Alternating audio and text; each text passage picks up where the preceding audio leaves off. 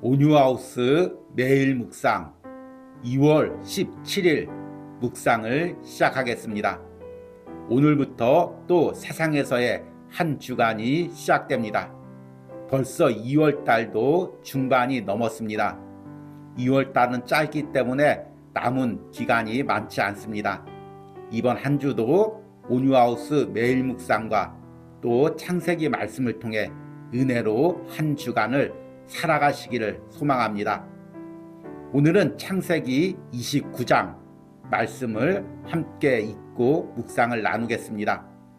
오늘 묵상의 제목은 사람에게 집착하면입니다. 오늘의 말씀을 읽겠습니다.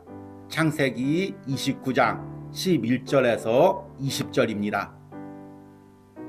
그가 라헬에게 입맞추고 소리내어 울며 그에게 자기가 그의 아버지의 생질이요 리브가의 아들됨을 말하였더니 라헬이 달려가서 그 아버지에게 알림해 라반이 그의 생질 야곱의 소식을 듣고 달려와서 그를 영접하여 안고 입맞추며 자기 집으로 인도하여 드리니 야곱이 자기의 모든 일을 라반에게 말하매 라반이 이르되 너는 참으로 내 혈육이로다 하였더라. 야곱이 한 달을 그와 함께 거주하더니 라반이 야곱에게 이르되 내가 비록 내 생질이나 어찌 그저 내 일을 하겠느냐. 내 품삯을 어떻게 할지 내게 말하라. 라반에게 두 딸이 있으니 언니의 이름은 레아요 아우의 이름은 라헬이라. 레아는 시력이 약하고 라헬은 곱고 아리따우니 야곱이 라헬을 더 사랑함으로 대답하되 내가 외삼촌의 작은 딸 라헬을 위하여 외삼촌에게 7년을 섬기리이다. 라반이 이르되 그를 내게 주는 것이 타인에게 주는 것보다 나으니 나와 함께 있으라. 야곱이 라헬을 위하여 7년 동안 라반을 섬겼으나 그를 사랑하는 까닭에 7년을 며칠같이 여겼더라. 아멘. 오늘의 묵상입니다. 어린 시절 자전거를 타고 학교에 가다가 커다란 교통사고를 당한 적이 있습니다. 그때 제일 먼저 부른 대상이 바로 엄마였습니다. 갑작스런 사고를 당해 모르는 사람들 통해 낯선 병원에 가면서도 계속 찾은 사람도 엄마였습니다. 우리가 위기나 외로움에 던져질 때 가장 먼저 찾는 대상은 대부분 내가 가장 사랑하고 보고 싶어하는 사람입니다. 야곱이 광야를 지나면서 또 낯선 밧단 아람의 외삼촌 집에 도착했을 때 가장 보고 싶어했던 사람이 누구였을까요? 바로 야곱의 엄마 리브가였습니다. 창세기 29장에서는 야곱이 외삼촌 집에 도착해서 정착해 살아가는 과정을 말하고 있습니다. 야곱이 그곳에서 처음 만난 사람은 라헬이었습니다. 라헬은 외삼촌 라반의 둘째 딸이었습니다. 라반과 리브가는 남매였고 라헬은 당연히 고모인 리브가를 닮았을 것입니다. 낯선 땅에서 그토록 그리던 어머니를 닮은 젊은 여성을 만났을 때 야곱의 마음은 어떠했을까요? 오늘 말씀에서는 야곱이 라헬을 만났을 때 소리내어 입맞추고 울었다고 기록하고 있습니다. 그만큼 야곱의 감정이 격했을 것입니다. 그 후 외삼촌의 집에서 야곱은 라헬만 바라보고 살았습니다. 그녀를 위해 7년을 무보수로 일했지만 외삼촌은 그녀 대신 언니 레아를 주었습니다. 그래서 야곱은 또 7년을 일해야 했습니다. 한 여성을 얻기 위해 무려 14년을 아무런 대가 없이 일을 한 것입니다. 사실 야곱의 라헬에 대한 사랑은 집착에 가까웠습니다. 그리고 그 집착을 이용한 사람은 다름 아닌 라헬의 아버지 라반이었습니다. 그는 야곱의 효용 가치를 알았습니다. 그리고 그가 자신의 딸 라헬에게 집착한다는 것을 알았습니다. 라반은 그것을 이용했습니다. 하나님은 남녀가 서로 사랑하는 것을 막는 분이 아니십니다. 부모에 대한 자식의 사랑 역시 부정하지 않습니다.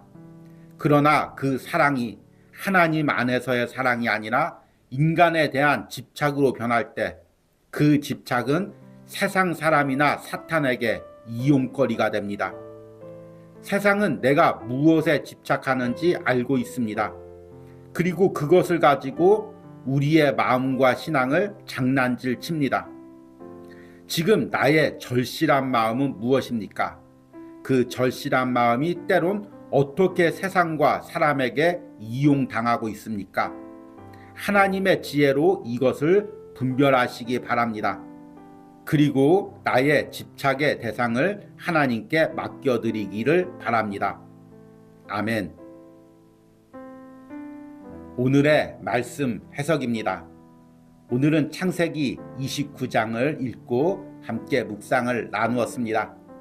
오늘 읽은 창세기 29장과 내일 읽을 창세기 30장은 야곱이 밧단 아람 외삼촌 라반의 집에서의 20년 생활을 그리고 있습니다. 야곱은 외삼촌 집에 20년 동안 거하면서 외삼촌의 두 딸인 레아와 라헬과 결혼을 했습니다.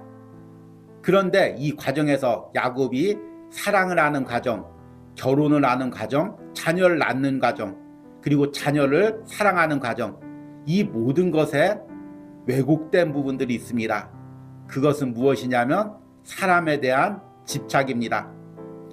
야곱은 어린 나이에 집을 떠나와서 부모님과 멀리 헤어져야 했습니다. 특별히 어머니가 야곱을 많이 사랑했습니다.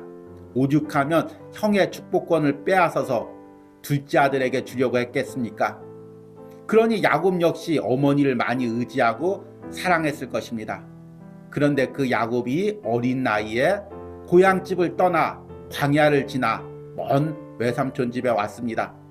얼마나 서럽고 외로웠겠습니까? 나중에야 안 사실이겠지만 야곱이 고향 땅으로 돌아갔을 때 어머니는 이미 죽고 없었습니다. 아마 야곱은 평생 어머니를 그리워하고 어머니의 사랑을 그리워했을 것입니다. 오늘 창세기 29장에서는 그런 상태에서 야곱이 외삼촌이 사는 밧단 아람에 도착했는데 제일 먼저 누굴 만나냐면 라반의 둘째 딸 라헬을 만납니다. 야곱이 라헬을 만나고 얼마나 감격했는지 입 맞추고 울었다고 기록하고 있습니다. 성경에 보니까 소리내어 울었다고 기록하고 있습니다. 격하게 울었던 거죠. 먼 광야를 힘겹게 건너서 겨우 이제 아는 친척을 만났으니 반가울 것입니다. 그런데 그 친척이 라헬입니다. 라반은 어머니 리브가와 남매인 외삼촌입니다. 그리고 외삼촌 라반의 딸이 라헬입니다. 그러니 라헬은 당연히 고모가 되는 리브가를 닮았을 것입니다. 저도 가끔가다 조카들을 보면 우리 형제의 모습이나 또 아내의 모습을 닮은 조카들을 많이 보게 됩니다. 추측컨대 특별히 라헬이 리브가를 닮았을 것입니다. 왜냐하면 리브가도 미인이었고 성경에 보니까 라헬 역시 미인이라고 기록되고 있습니다. 그리고 라반의 집에서 한 달 가까이 생활하면서 나도 모르게 라헬을 사랑하는 마음이 생겼을 것입니다. 여기까지는 자연스러운 마음입니다. 그러나 야곱의 사랑은 다른 사람의 사랑과 남달랐습니다. 야곱은 유난히 집착이 강했습니다. 아버지의 축복에 대한 집착, 장자권에 대한 집착, 어머니의 사랑에 대한 집착, 그리고 라헬에 대한 사랑의 집착, 나중에 보면 베냐민에 대한 사랑의 집착까지 이어집니다. 문제는 그것을 외삼촌인 라반이 알았다는 것입니다. 저는 성경 인물 중에서 가장 싫어하는 사람이 바로 라반입니다. 왜냐하면 라반은 사람의 약점을 알고 그 약점을 아주 잘 이용하는 사람입니다. 라반은 야곱의 약점을 알았습니다. 야곱의 약점은 고향을 떠나서 어머니를 그리워한다는 것, 감정이 연약하다는 것, 그래서 자신의 딸을 사랑한다는 것, 그냥 사랑한다는 것이 아니라 집착하고 딸과 헤어지면 살 의미까지 잃어버릴 정도로 아주 딸을 사랑한다는 것입니다. 그것을 아주 예리하게 포착했죠. 현대에도 사람들의 연약한 부분들과 약점을 아주 잘 아는 사람이 있습니다. 그래서 흔히 세상에서 이야기하는 갑질이나 가스라이팅을 하죠. 청년들이 취업에 대한 절실한 마음이 있으면 상사들이나 오너들이 그 마음을 이용해서 적은 돈으로 일을 시키거나 또 무리한 일을 시킬 때가 많이 있습니다. 싫다고 이야기하면 그래 너 관둬 이렇게 이야기합니다. 그러면 이 청년은 취업이 너무나 절실하기 때문에 그 상대에게 이용당할 수밖에 없습니다. 남녀 간에도 마찬가지죠. 순수한 사랑이 있는가 하면 상대방이 나를 좋아한다는 걸 깨닫고 그 상대의 마음을 이용해서 무리한 요구를 하거나 무리한 금전적인 요구를 하는 경우도 많이 있습니다. 우리가 세상에서 이런 사람은 피해야 합니다. 그리고 이런 사람들의 이런 부당한 요구를 신앙적으로 지혜롭게 분별하고 또 거절할 줄 알아야 합니다. 그런데 야곱은 라헬에 대한 사랑이 너무나 커서 이런 것을 분별할 수가 없었습니다.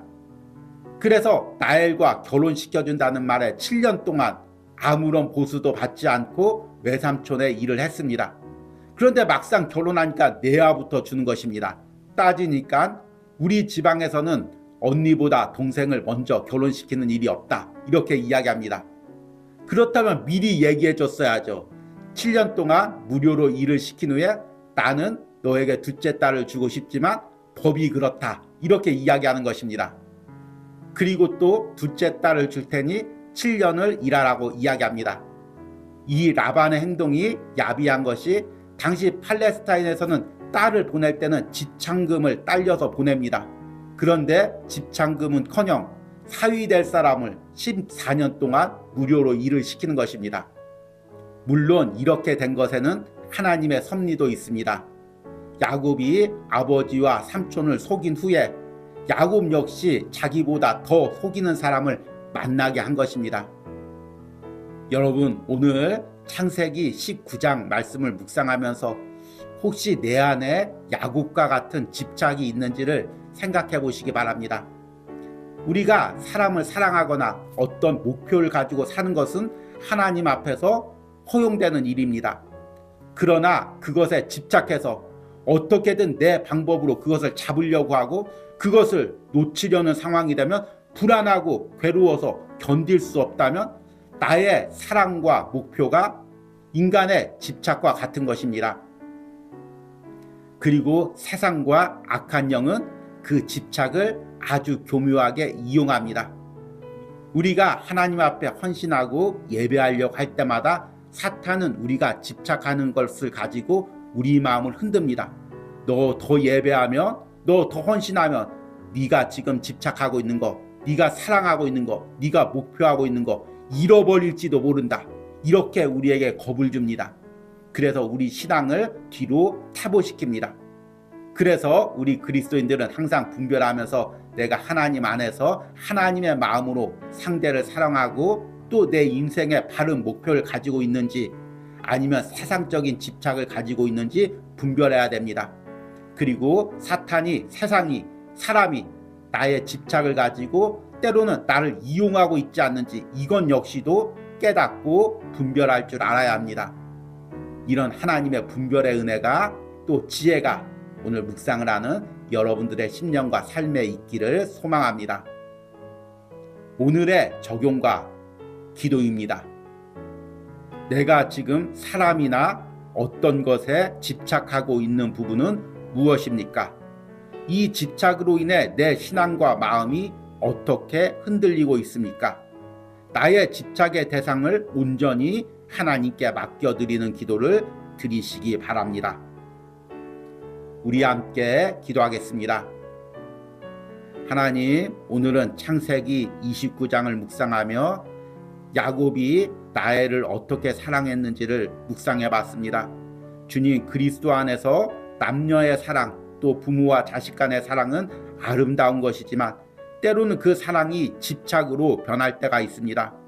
하나님께 그 대상을 맡겨드리기보다 내 방법으로 어떻게든지 그 대상을 차지하려고 하고 또 그 목표를 이루려고 수단과 방법을 가리지 않을 때가 있습니다. 주님, 지금 내가 사랑하는 대상이 무엇입니까? 주님, 내가 지금 이루려는 목표가 무엇입니까? 이것이 하나님 앞에서 선한 사랑과 목표가 되게 하시고 세상적인 집착으로 변질되지 않게 하여 주시옵소서. 이것을 분별하게 하여 주시옵소서. 매 순간 이것을 지혜롭게 판단하게 하여 주시옵소서. 이런 지혜와 분별의 은혜가 오늘 매일 묵상을 하는 모든 심령들과 그들의 삶에 있기를 축복합니다. 예수님의 이름으로 기도했습니다. 아멘.